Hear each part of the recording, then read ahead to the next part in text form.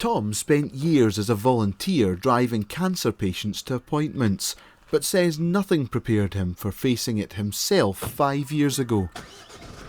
It's an ordeal. You know, there's no other way of describing it.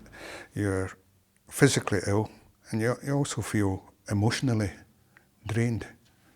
You have no reserves. You're doing everything you can. Your body's doing everything it can to fight the cancer, and to have unnecessary travel loaded on top of that is just cruel. But Tom says he and hundreds of other patients from Wigtonshire faced just that. Their 280-mile round trip from Stranraer to Edinburgh for treatment passes within a mile of cancer facilities in Glasgow. The extra travel through the central belt, often at rush hour, can add up to 4 hours to a long day. When his cancer returned, Tom asked to be treated in Glasgow. They insist that people can choose, but it doesn't happen in practice.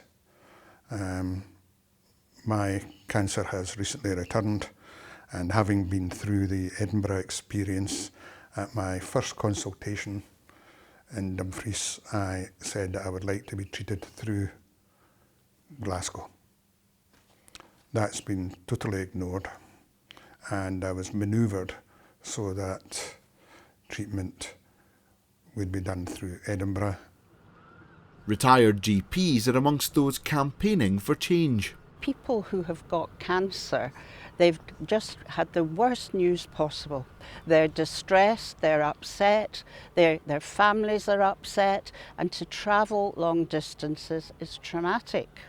So therefore, anything that can be done to help alleviate that and not expect people to travel further than they may have to is very important.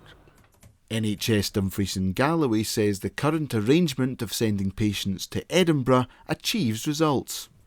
Cancer pathways between Dumfries and Galloway and Lothian go back many, many years, possibly 30 plus years. And our links have always been with Lothian, and over the years those pathways have changed, they've matured, but that's been where we've always had our established cancer treatments. So clinicians will know each other, and that really is probably the only advantage between Edinburgh and Glasgow. But many feel it needs to change. Rosie Batts lost her life to cancer 20 years ago. Her widower says long journeys for treatment left her exhausted. One of the things that I was very bitter about afterwards, that we lost precious days, weeks, really months in the latter years of her life together, travelling and recovering from travelling. I really did think that the matters would have totally improved. And it's quite obviously not the case. I know that we call this Scotland's secret corner, but it quite obviously, as far as healthcare is concerned, as far as the commissioning board is concerned, it's Scotland's forgotten corner. Local health management told us a review commissioned by cancer charity Macmillan in 2016 will report back next year, but campaigners say action must be taken as quickly as possible.